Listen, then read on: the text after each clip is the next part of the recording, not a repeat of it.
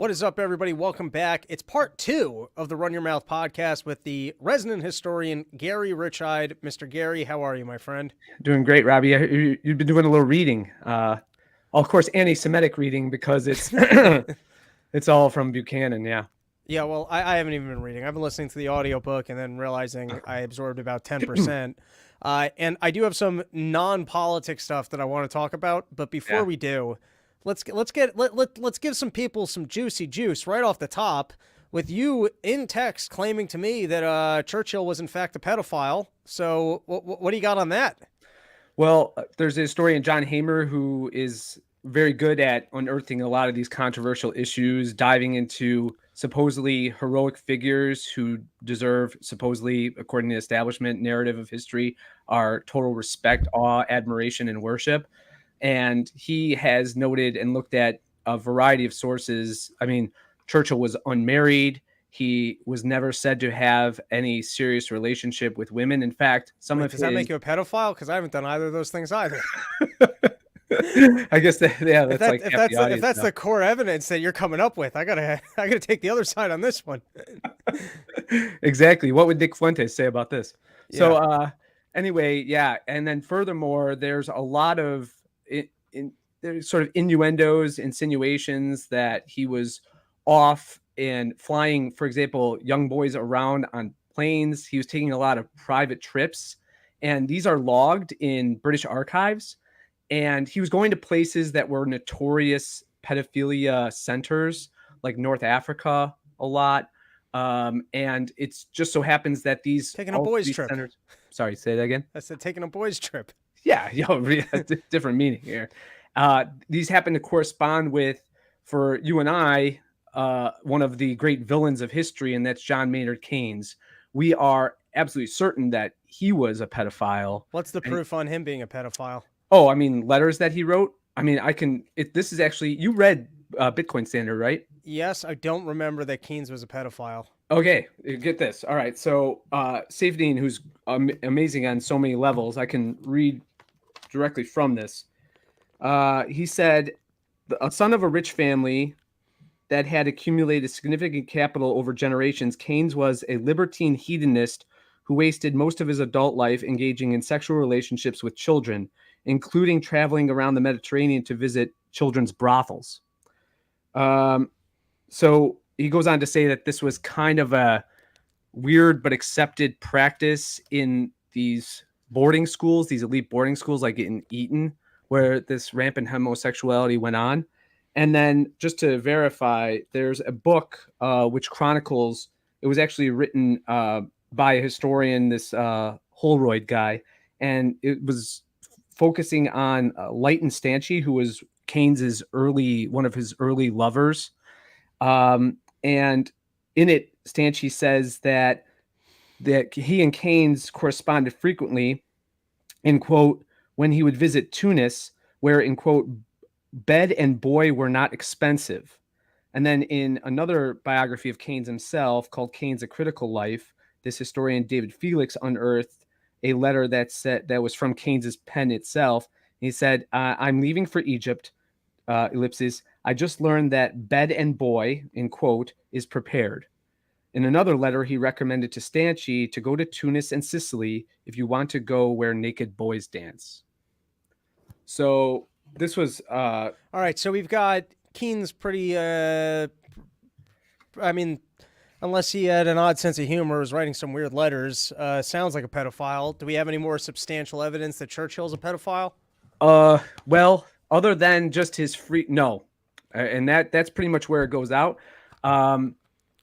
I would have to look at other historians other than Hamer and these other guys who are critical of Churchill to take a look at that. But it seems to me that he was running in these circles. He was also in these elite boarding schools like Eton. And at the very least, his sexuality is very odd. He's kind of a non-incel globetrotter of sorts. And again, he's frequently places. Oh, by the way, I was mentioning before that we have records of his travels during this period of time, both in the interbellum period, so the time between the wars, and then even during the war, where it's like in normal archives, it would say Churchill flew from London to Tunis, or from London or Dublin to Casablanca or to Newfoundland for the Atlantic Conference. And they would state like what he was doing there. But all of a sudden, all of these things are redacted when he arrives in these kind of Okay, so do you think it was places. happenstance that Keynes, to me, the relationship that Keynes has with the elites is he just came up with a economic theory by which they could go into debt and print money. And so there's a relationship there of, hey, it's literally the Rick and Morty episode when the idiot one is going, Pluto is a planet. And so they bring him over to Pluto as a scientist because they finally found an academic who will say that Pluto's a planet. So Right. to me, Keynes, he's just some idiot, or maybe not even an idiot, but he's the pretend scholar for the entire financial system of governments can take on debt and print money. And then the humor and fund of the it, wars. yes. And the humor of it is that his entire idea was smoothing out the business cycle that we'll spend like when things are going well, we'll save it. And when things are going bad, we can spend it. And of course we never save. So it's not even like we're actually following him. Correct. It's just the same justification for the Federal Reserve in the first place, where we were sold that the boom and bust cycles and the panics of the previous century, in the 19th century, were going to be smoothed out so long as we could use a central banking mechanism to adjust the monetary supply. Okay, but here's what I got to ask. Let's not talk about monetary policy. Let's shelve that for a minute and get into the boy fucking. So is it just coincidence that both Keynes and Churchill supposedly, allegedly like boys? Or are these like the more, crazy thing that you read on Twitter that the elites seem to be satanic or something else that they like, I don't know, do these people end up in that club and then someone goes, oh, look, you're in the same club as me. Let me make you the head of parliament. Or are these people somehow getting power by sacrificing kids? I'll sacrifice a kid. If you're telling me that that's what makes you rich in this world is a sacrifice to Baal, and you just gotta, I'm kidding, of course, but I'm asking you, is this just a coincidence, or is this like the religion of the elites? Well, first thing, I really appreciate all the assignments you give me that are sure to land me in prison, like check out, hey, Richard, go check out pedophile rings and the history of it. Okay, yeah. And no red flags, we're going up there. But I had to do as much research that would not land me behind bars as possible. So it seems to be a combination of those things. Were there secretive Freemason-like pedophile cult rings that existed? Almost assuredly.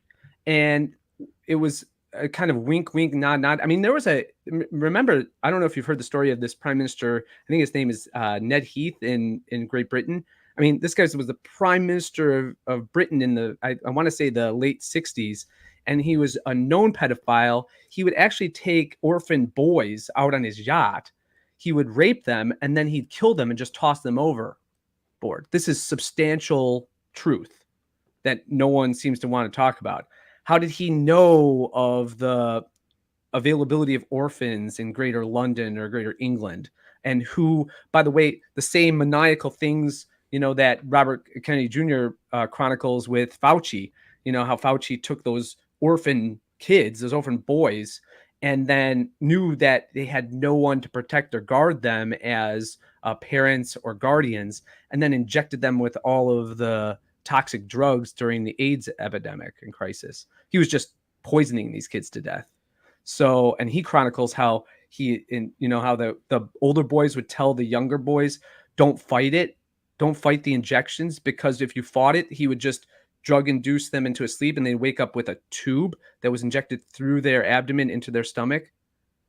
So these are the type of maniacal pedophilia demoniacs that we're dealing with here. Now, yeah, again, in terms of like organized pedophilia rings, I mean, yeah, these things go back to ancient times. It just so happened that when you asked me to check out the subject matter and the effect of these things on major political and social and even literary figures, for that matter, it was, I'm Catholic, so I went to mass yesterday, and there was a reading from St. Paul's letter to the Corinthians, in which it's extremely interesting. He talks about how this nascent Christian community in ancient Corinth has to get away from all these pagan practices.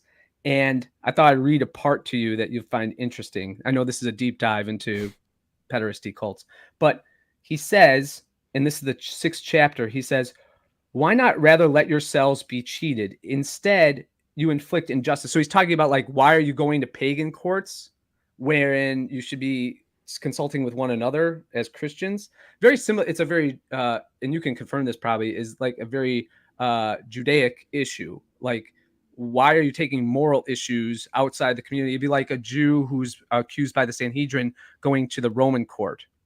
And this is what they're doing in Corinth among the Christians. And he says, do you not know that the unjust will not inherit the kingdom of God? Do not be deceived. Neither fornicators, nor idolaters, nor adulterers, nor boy prostitutes, nor sodomites, nor thieves, nor the greedy, nor the drunkards, nor slanderers, nor robbers will inherit the kingdom of God.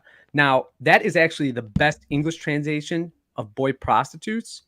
In other translations, it's like the effeminate, and that's not it. It comes from the Greek word malakoi, which literally means a calamite, and a calamite is usually a boy, the subversive partner in a homosexual relationship, the catcher, the receiver. Okay, so even in this time, we can not just speculate, but affirm through this written ancient source that there are these ancient cults of pedophilia operative, especially within pagan. And it did those cults of pedophilia, whether to honeypot people or just to engage in these licentious practices. Did they continue? They most certainly did. Well, did they within these pagan religions? Did they think that was like an offering to their god, like the same way that, I guess the Aztecs or whatever in South America, I think they would do like human sacrifices. And I think that, what was it, the Canaanites did it, that they referenced in the Bible a lot. So is this like seemingly a part of the religion, or just people that liked having sex with kids, and so they tried to disguise it as religion? It's a little bit of both. Although again, the ancient pagan, we know, for example, the Greco-Roman treatment. Right. One scholar that I've read said in sexual matters, it wasn't so much who you were having sex with, but how you were having sex with it. So it was like, if you were the receiver, you're the effeminate one. And if you're the giver, you're the dominant one. And so it didn't really matter whether it was young, old, male, female, or as some scholars are unearthing now, is like some of these ancient cults. This is the earliest reference to, and we have today a continuation to elite gender modification. So were these girls acting like boys or boys acting like girls? Most likely the latter. So, and this idea of gender inversion is going on way back in the ancient world. Right, so, now about the pagan phase, like the Canaanites, we know sacrificed to Baal and on Moloch children. But on top of that, like the Phoenicians who are in the area, the Hannibal people, they were the ones who fought the Romans in the Punic Wars. They sacrificed their firstborn sons. All right, I'm thoroughly disgusted. So let's move on. Yeah. So I mean, why did you get all of a sudden interested in this? I'm not going to answer that. No, because I was listening to what's his name, who was I'm sorry, the guy who was just on Tucker Carlson and Martyr Maid. Yeah, I was listening to Martyr Maid, and I was listening to his whole. Then I listened to his whole Epstein's theory. Which, it was 4 hours long, and I listened to it on a plane ride. It was worth listening to. And then the final conclusion was kind of, it seems like this guy was Mossad. It was basically a rundown of all the I'm going to call it conspiracies that we've heard of. What was his relationship with Wexner, and where was all this money coming from, and what was he doing? Why was he hanging out with these people? And, it's the problem with listening to things when you're drunk and high in an airplane is you're like, man, I'm downloading all this information. And then you're on and then you're on a podcast and you're like, yeah, I don't know what I listened to. Yeah. So anyways, it just had me thinking how prevalent, is the pedophilia amongst the elites, and is there some sort of like religious demon component to the lifestyle that they're living. That's kind of what I was curious about. But let's move on. Churchill. So I listened to Pat Buchanan's book, and once again, I absorbed a fair amount, but you only get so much when you're sitting in the car listening to things, or at least me. I space out a whole bunch. And I know that Dave just did an episode with Martyr Maid, which I think is going to be out soon. I haven't listened to the entire Tucker Carlson, but what I was hearing from it sounded pretty similar to Pat Buchanan's book. To give the short, it sounded like it sounded like I guess England didn't need to have a full scale war with Germany, and that he did some horrible things in that war, such as bombing of Dresden or otherwise. But I'm curious. You're the historian here, so why don't you give us your take on Churchill and if he was the villain of World War II, if he's second to Hitler, Mao, and Stalin, or just how he kind of fits in the circle of evil elites. Yeah. Daryl Cooper's soft on this one, I think. Ooh, there you go. There you go. He's juicy. There are two ultimate villains in the war, and this actually harkens back to, I use the word harken. That's antiquated. Okay. But, when we did one of our earlier shows, maybe a few months ago, we went over Stalin's war. The great villain of World War II, I would argue, is Stalin. Okay. And he's really the mastermind that reshaped the globe. Yeah, exactly. Sean McMeekin at Bard College wrote that huge book that we went over and I read for everybody here. And he makes just this overwhelming point. And by the way, McMeekin speaks Russian, he speaks Turkic. So he's gone down into the archives in the Russian in Moscow and St. Petersburg and unearthed all this stuff. And it's obvious that, of course, the main beneficiary, by the way, Churchill said this himself. This is not up for debate. After the war in 1946, he gives his famous Sinews of Peace speech in Fulton, Missouri. He was invited by Truman. Sorry. And he admits in the middle of this famous speech, people know it by the Iron Curtain speech. He admits that we basically lost the war. And then for no particular reason, it seems, we let another totalitarian regime come to dominate Eastern Europe based on both Churchill's and Roosevelt's hunch or on a whim that Stalin's guarantees that he would allow for democratic and capitalistic and Western institutions and regimes to come up in Eastern Europe, that he would fulfill that promise. That's insane. Why would you believe, knowing what they knew about what Stalin did at the Katyn massacre and all these horrific things? And by the way, he just built the United States. The only reason the Soviet Union was able to stay relatively within that war was because we were funding the whole enterprise. I mean, okay, so we got off on Stalin, but back to Churchill because I want to stay on topic. Churchill is neck and neck with Stalin. And as Buchanan, I think, convincingly really argues in that book, The Unnecessary War, it's something that I argue and McMeekin argues clearly too, is that, and obviously Daryl Cooper is making a good claim to this, there are all these outs. I mean, people don't realize that, first of all, does anyone ask, why did the war begin with Poland? I mean, didn't you, I don't know, when you were like reading as a kid, like, oh, World War II happened. And then it happened, we know the date in our minds. It's September 1st, 1939, Hitler invaded Poland. And then the narrative goes in the official sort of storyline. That's when all the great powers of the liberal democracies forged this strong alliance. Okay, and maybe it's not the Soviet Union yet, but we're going to bring them in as a kind of necessary evil ally.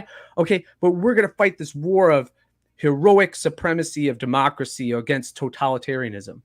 But no one ever says, well, why Poland? I mean, why was that the tripwire? Why was that the red line? And then furthermore, remember, even after September of 1939, for the better part of a year, we're talking about 9 or 10 months, there's this thing called the phony war, in which, as Daryl Cooper pointed out, Hitler's actively corresponding with the British going, I don't want war with you. I don't even want to fight France. The reason that he invaded Poland and the rest of Eastern Europe was because he wanted these resources in order to create, as he stated over and over again, a type of economic and spatial Lebensraum, or living space, for the German people that he felt they had been screwed by Versailles and they had been taken over by, yes, the scapegoat things, but also the Allies through their financial systems, Now, employees, and the like. I do remember in Pat Buchanan's book, I guess, you know, England somewhat allowed Germany. All right, let's just say World War One was a mistake, and then the end of World War One with the harsh sanctions on Germany and the fact that they didn't allow them to have their dignity, that was a mistake as well, and that Mhm. obviously they weren't going to be able to make the payments for the entire war, and that that wasn't going to work out. Let's just go with all of that. It sounds like though it was an even like they also made a mistake though when they tried to, I guess, walk that back and allow Germany to start building a military, and that they trusted Hitler that the rebuilding of a military was not going to be for aggressive purposes, which I guess he then does go turn around. Was Poland the first invasion, or what was the first thing he did? Was it No, he Poland? invaded. For example, he annexed Austria Right. by some force, but he was kind of a welcome. The Nazi army was welcomed into Austria, and then he gets through the Munich conference in 1938. He gets Chamberlain to wave the white paper, and he's able to gain the Sudetenland, which is this German occupied area of Czechoslovakia. But you gotta go back to World War. You said World War One. It wasn't just the punitive actions in terms of economics and finance and pride, or national pride, that were injured at Versailles, but it was more so that literally there's an episode in which Wilson's at Versailles, and they're drawing this map of what's going to be Europe, and it's of course so punitive to Germany. And someone goes at the end of the conference and goes, Mr. Wilson, you're putting 3 million Germans into Czechoslovakia. And basically he does this thing like the King and I, or Pontius Pilate, and says, well, what I have drawn, I have drawn. We are setting things up for the breakup of these arbitrarily drawn states. By the way, Czechs and Slovaks don't get along, but he just mushes them together. The Croats and Serbs, they don't get along. So he mushes them together in Yugoslavia. It just means Southern Slavia. And look at the ramifications of that. By the way, on top of that, it wasn't just Wilson, but Churchill too, through David Lloyd George at Versailles, who were big advocates of these like national conglomerates. I mean, Churchill creates Iraq.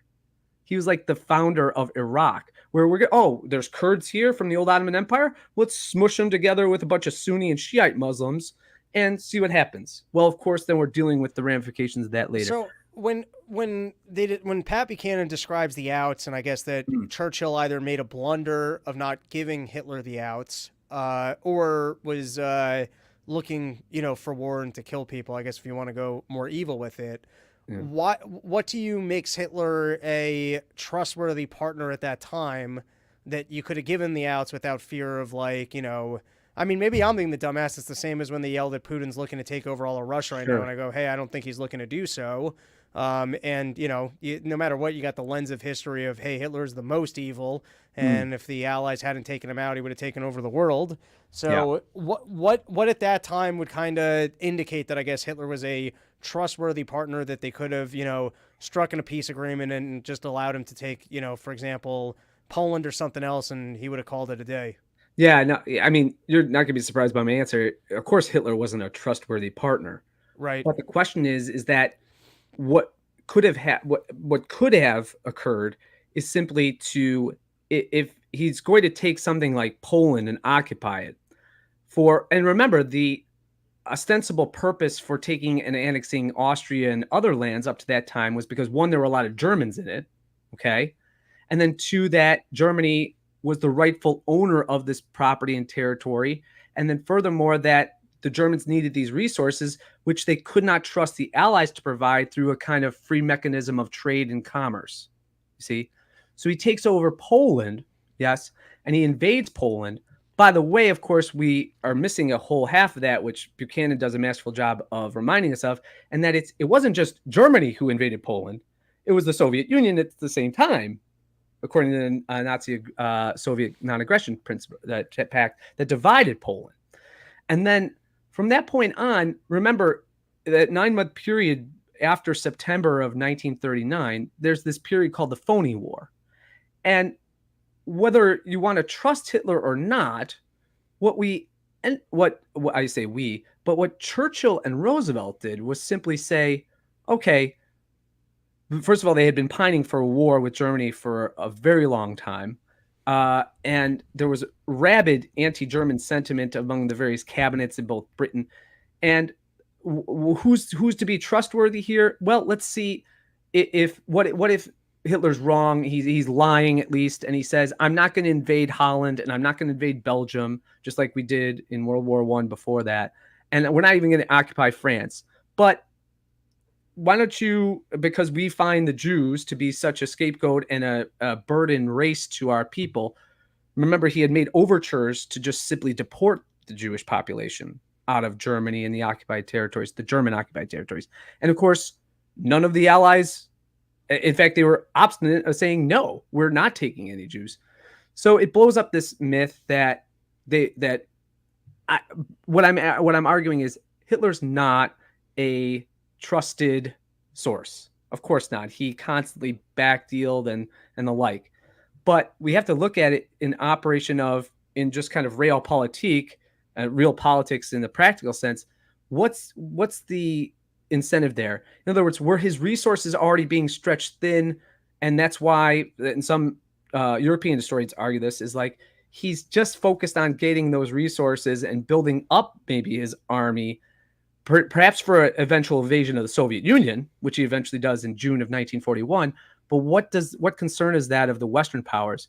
So in the United States, we should have just stayed out of it and let Russia and Germany basically duke it out and become, kill each other off and just both end up weaker.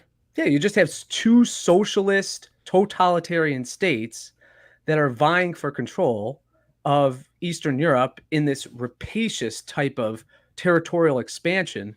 And then Hitler, in many ways, is giving the West an out, saying, I don't want to involve. I mean, if you really look at a lot of Hitler's writing, going from Mein Kampf on to his speeches and essays and the like, he has this, and this is never reported either, he has this enormous affinity for the British people. He thinks they're plucky and smart and innovative and all these things. And after all, they're Germans, really. They're Germanic peoples. They're Angles and Saxons. So they're descended from them. So, and even the French are the Franks. So, I mean, there's not this visceral hatred that he had for the Slavic Eastern European peoples, who he did consider to be a kind of workforce and slave force. Did he hate Slavs as much as he hated Jews? No, because, well, we can't obviously get into his maniacal heart, but I would argue that it was Jews at the top, because again, the scapegoating and blame that he laid at the feet. See, he always thought Jews were conspiring with the Western powers and financiers to ruin Germany through their banking system and the like. And then but the Slavs were right there. All right, so let me just ask you differently. Yeah. All right, so let's say we just let Hitler have his way. So what happens? Invades Poland. He invades Poland, he kicks out all the Jews, and then he goes to war with Russia, and then Russia and Germany are basically deking it out until one takes over the other. And I guess if Russia wins, then you're in the same place that we were at the end of World War II, or Hitler wins, and then what? So if Hitler wins, you think he stops expanding, and what, does he kill off all the Russians? Does he take the territory? Does he operate, or did Hitler never plan that far ahead? We're doing a counterfactual, kind of doing speculative history, but what I would just argue is that they would be these massive militaries, in Russia's or the Soviet Union with its enormous population, would just wear each other down. It would be very much like we would have seen probably something along the lines of the Eastern Front in World War II, the devastation that was wrought in the Western Front during World War I. Right. And remember, what was the outcome of World War I? I mean, you have France is devastated. 1/3 of every fighting Frenchman was dead. How did Germany rally so much between World War I and World War II that they had a total stalemate with France in World War I, and then in World War II, I guess they just kicked their ass? Yeah, I mean, a lot of it is, as military historians will tell you, was the speed.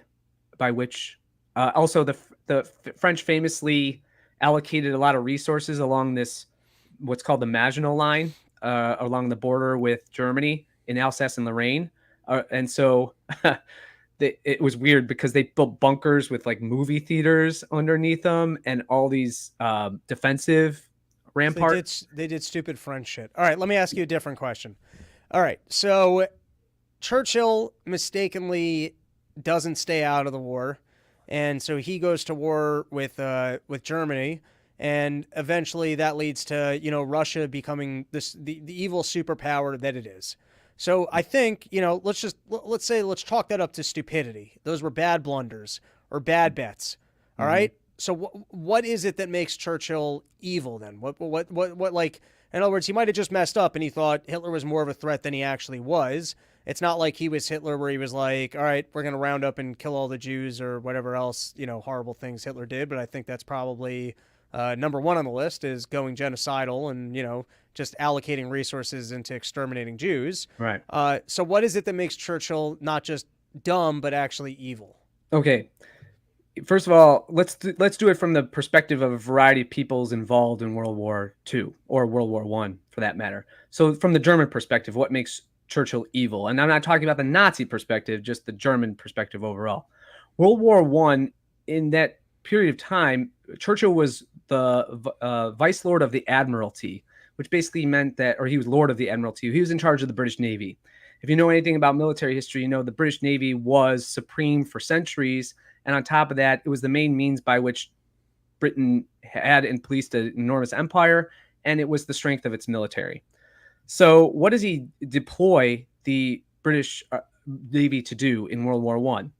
Well, he creates a hunger blockade in the North Sea, right? By the way, this is against every norm of international law pertaining to warfare. You're not supposed to starve out a civilian population through blockade. We know this well vis-a-vis the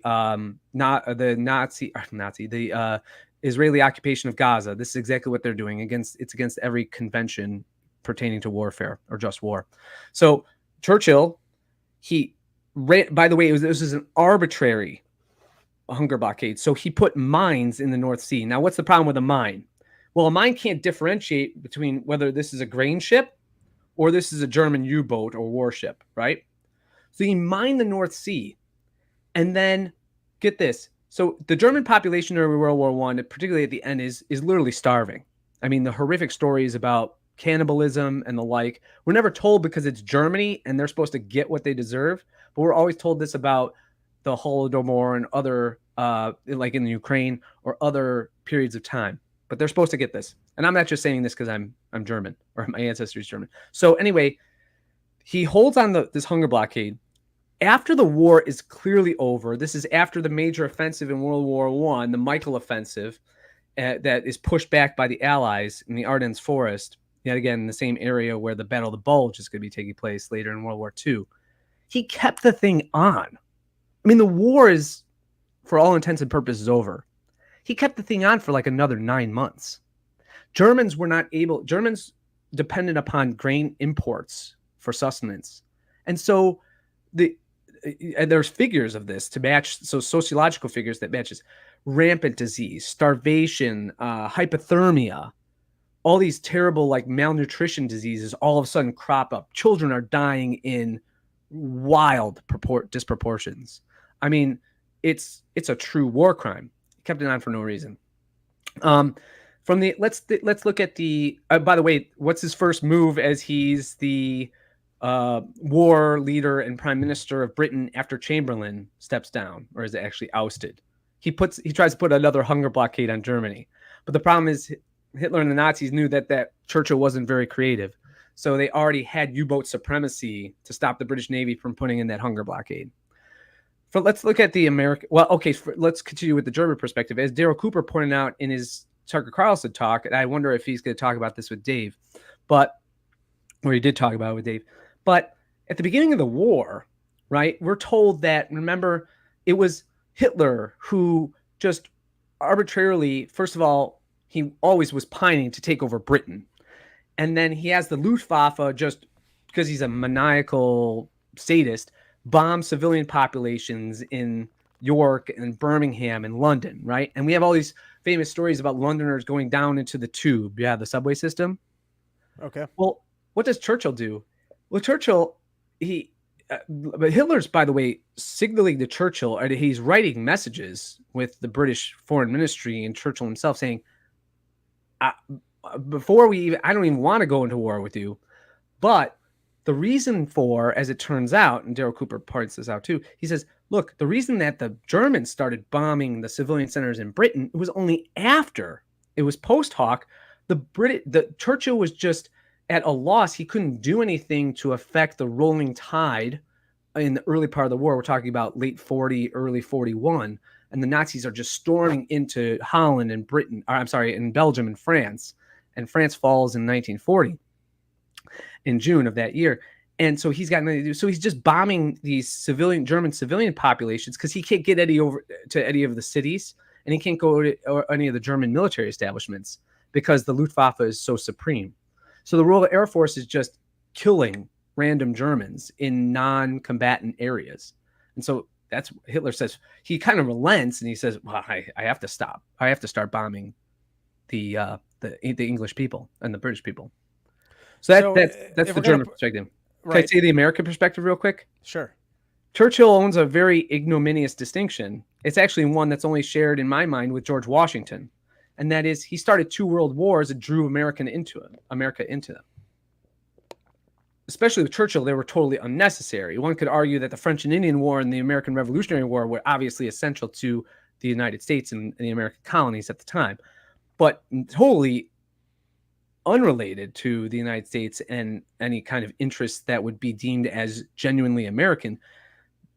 Churchill pulls the United States into World War I. He openly supported the stupid policy that Wilson's administration followed, to the extent that William Jennings Bryan, who was the Secretary of War under Wilson, had actually quit and resigned. He said, all these policies are just dragging us into a war, and I can't be on this. And then, of course, Wilson appoints Robert Lansing, and he's like sort of total Anglophile, and he does this. So Churchill's urging all these passenger ships to go into a war zone, and he was also negotiating openly with the Americans to get munitions on board these passenger ships. I mean, we know for a fact the Lusitania, the famous Lusitania that sunk in May of 1915, was laden with armaments. It sunk within like 14 minutes. And in fact, this was later proven, I think it was in 2006, I chronicle this in the book, an expeditionary diving team from England told the British government they're going to go and search the hull of the Lusitania. And immediately the British government ordered a cease and desist order to the divers saying, no, there's live munitions on there. They're still active. So to make the case for Churchill, let's go dumb and evil. Mm-hmm. It's that he did not need to get involved in World War II. Hitler had no beef with him.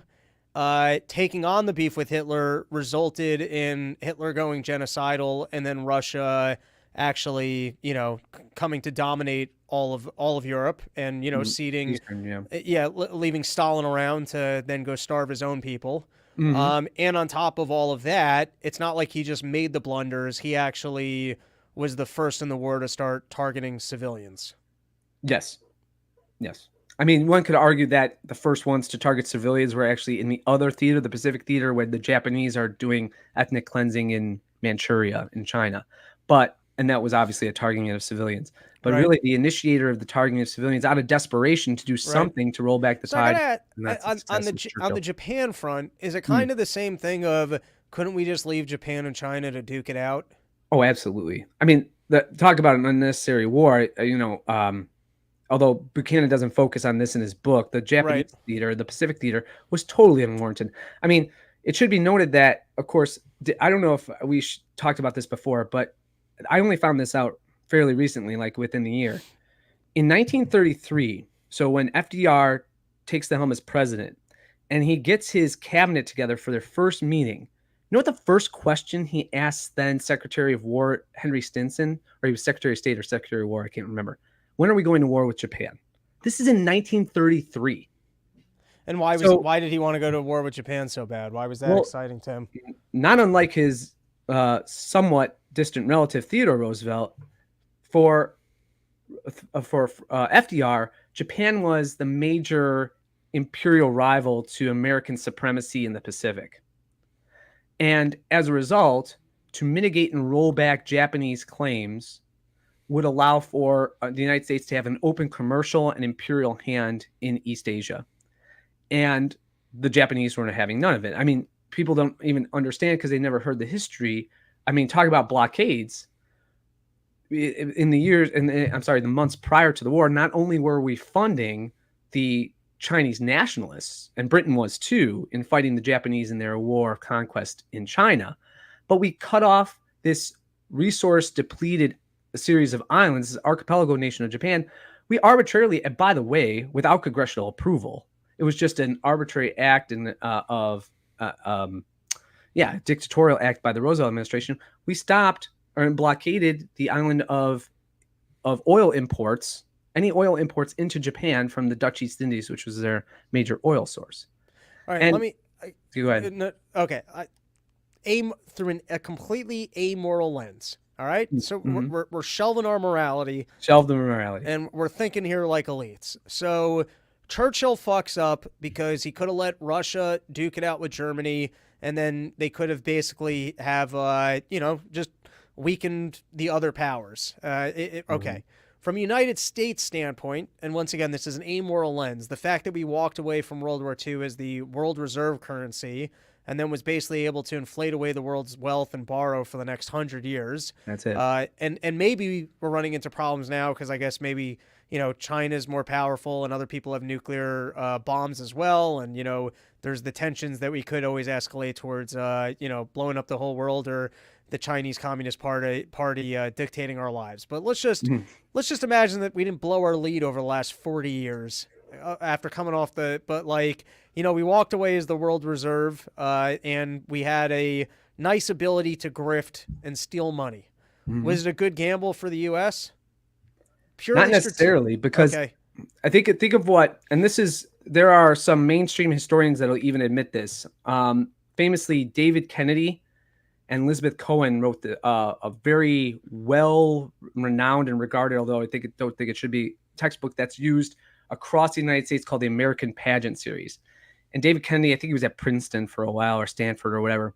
Both of them write that, and this is a paraphrase, but I'll do my best to quote it directly. He said, "The war did more than even the New Deal as a response to the Great Depression to instantiate and to ensconce the permanent emergency state, welfare warfare state over the United States."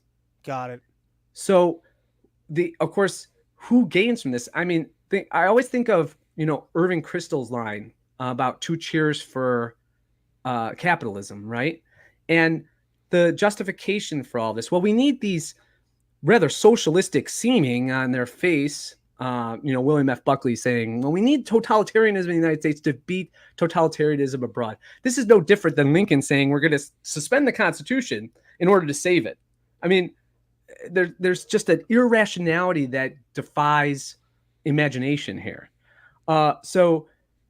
It's horrific in the sense that and people have to wake up to this. And that's why, the book, The Swiss History of the United States, ends in 1945. My argument is, along with Garrett and other kind of free market and libertarian and ANCAP thinkers, is like the whole idea of a people being sovereign over the government and its actual execution in response to the concerns, the domestic concerns of that population, is absolutely wiped out. It's vitiated. It's totally destroyed by World War II and think about the rhetoric from that point on. No longer is it like, we don't hear debates like between, I don't know, James G. Blaine and Grover Cleveland about, well, how we're going to lower tariff policy to benefit the economic arrangement in the United States, or what can we do to ward off other imperial powers from interfering in our affairs. Instead, it's what I'm going to do for you, what country we're going to take over, and how are we going to spread the American ideal of democracy, because we're supposed to be the city on the hill, and we're taking over from Britain after World War II, and we're going to be the main lead in the Anglosphere to force our way of life upon other people, no matter how drastically different their cultures, populations, economies might be. It's just the elaborate justification for the warfare welfare state, the military industrial complex. And ever since then, it's like, have we in any way, in our rhetoric, in our policies, foreign and domestic, do we even have the hint of going back to like the old America of normalcy, just kind of like the splendid isolationism of Washington or anything like that? No, it's always this new emergency, this new enemy. When the Soviet Union falls in December of 1991, all of a sudden we have Iraq invading Kuwait, and we have to go off into these adventurous wars in the Middle East. Okay, one last question, and then we're going to change gears to another topic. We'll do about another 15 minutes. Let's say no one had gotten involved in World War II, and we left Germany just to go fight Russia. If you hadn't had like the brain drain out of Germany, an operation, I think paperclip or otherwise, is there a possibility that they would have beaten us to the nuclear bomb, and then we actually would have had, the Dr. Evil version of Hitler, where, he would actually like basically go, all right, I'm running everything or I'm bombing everybody? Is that a possibility or too cartoonish? I think it's cartoonish. Cartoonish in a number of ways. Have you read this stuff that there's some contention, and I'm finding it a little bit more and more convincing the more I dive into the sources, that nuclear weapons are a myth? I have only heard this. I've seen this chatter on Twitter. It's nothing I've ever delved into. Now I just went and invalidated all of my salient points that I made for the audience before, right? Do you think they're still a myth, or just at that time it was a myth? I think, almost certainly at the time. I'm more and more convinced that Nagasaki and Hiroshima were not nuclear weapons. We just firebombed them and said we had a super weapon? Precisely.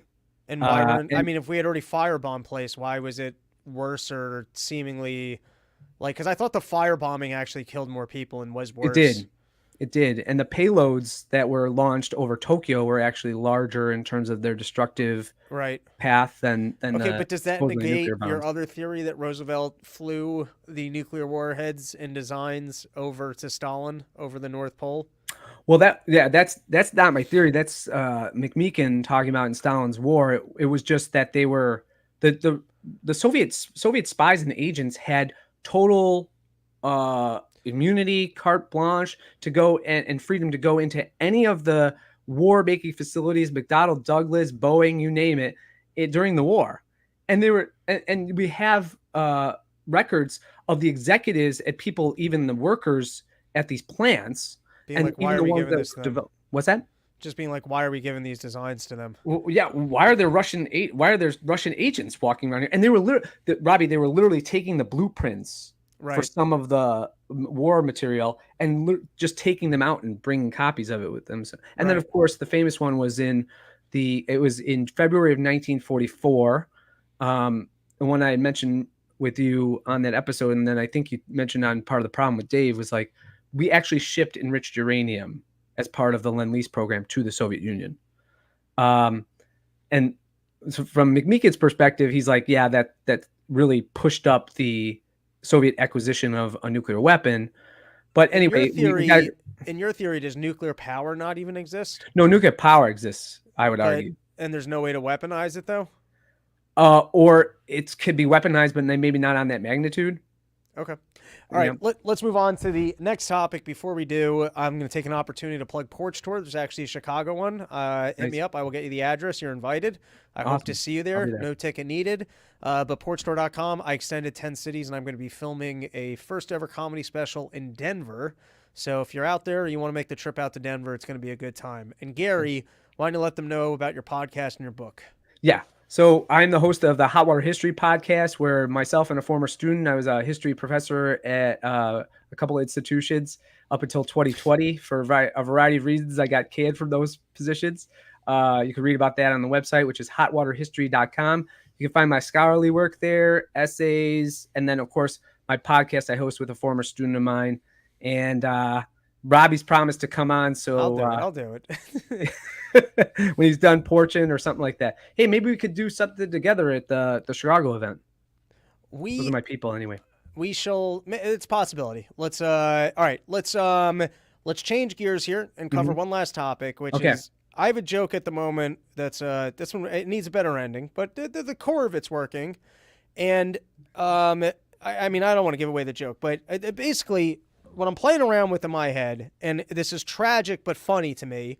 The idea that we have Ukraine and Russia are mortal enemies, and I have to dig in more on the specifics of this, and I covered it on Run Your Mouth, but somehow they can get along for oil profits, and that even though there's a war going on, Russia is still paying Ukraine to transport its oil through Ukraine. And so, in some capacity, they're able to get along. You know, I guess they can fight a war when it comes over land and civilians dying, but when it comes to their oil profits, they're both like, yeah, we don't want any part of that action. Yeah.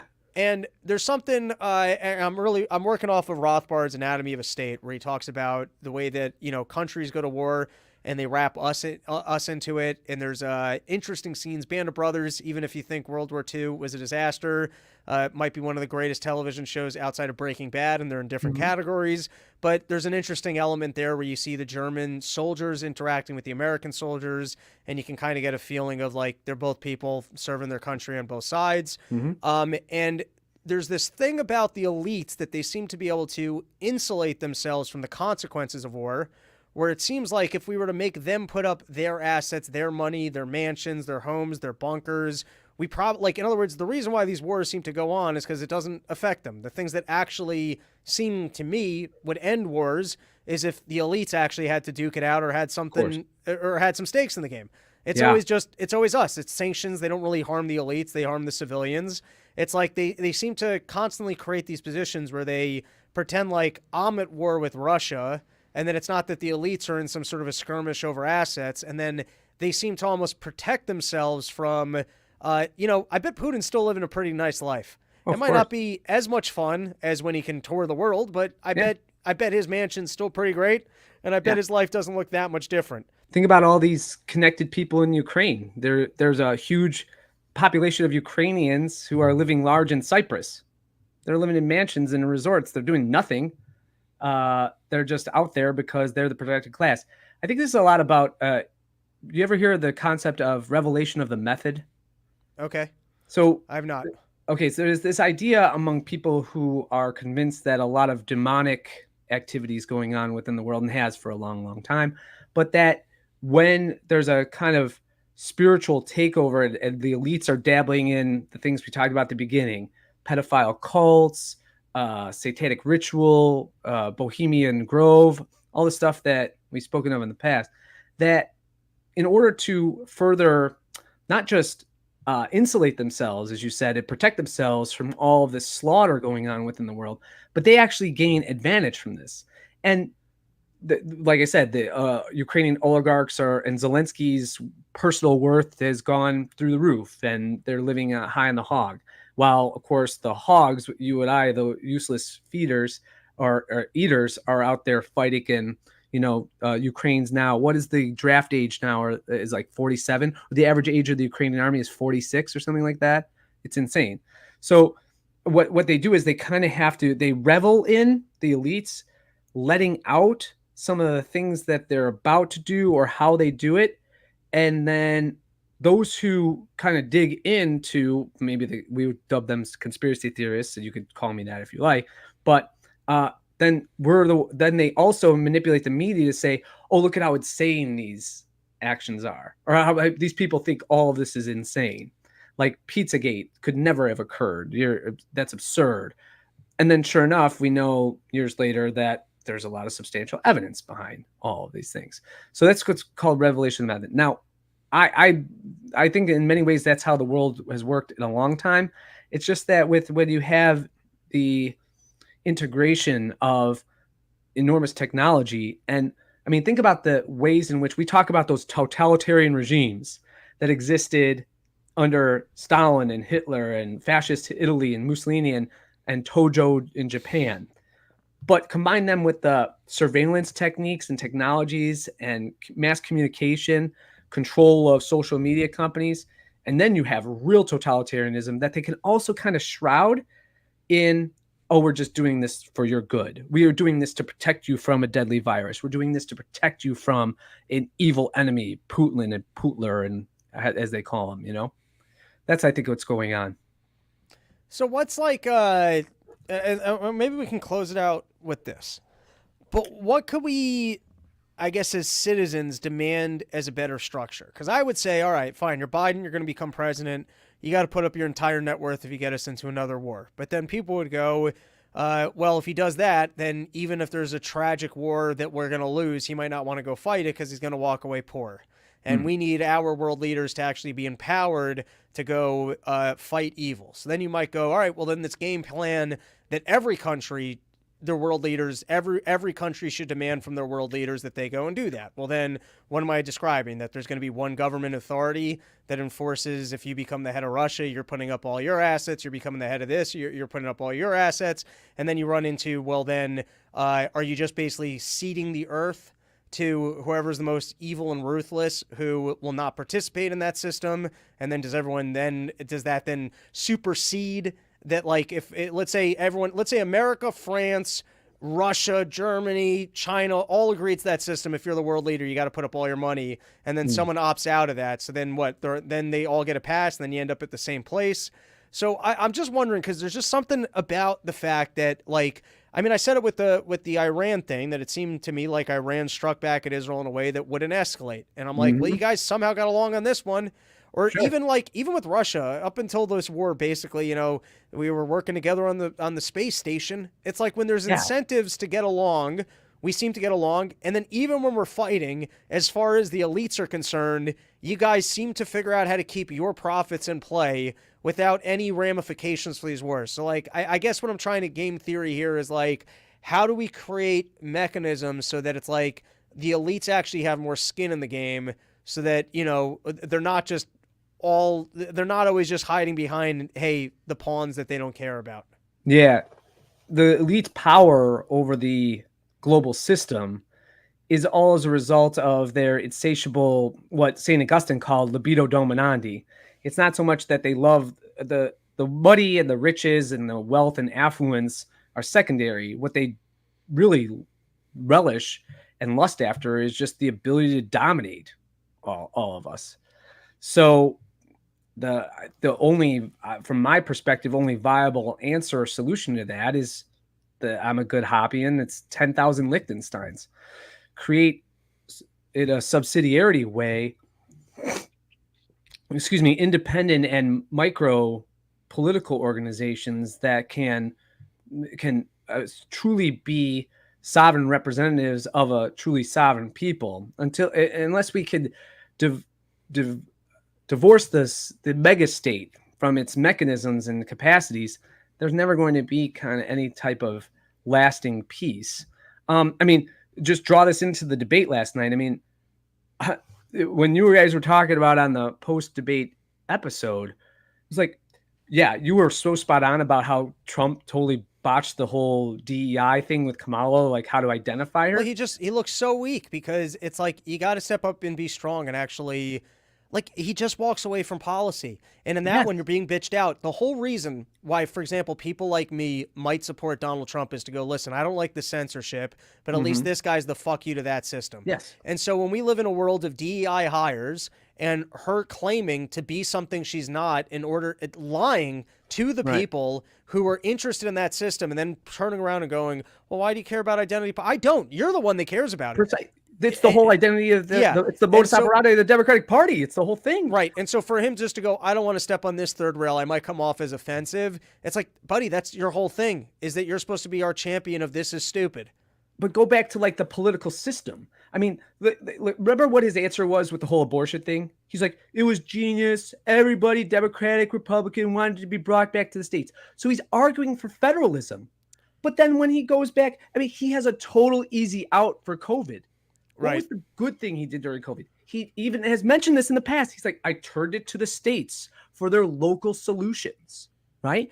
All you have to do is say, look, my answer for abortion and the remedy to this national problem he's right, just tore us apart, is to bring it back to the states. And hopefully, and he could just come out and say, I think abortion is horrific. Why don't we create an economic of such a strong economic country where women aren't thinking the first choice is to abort their child.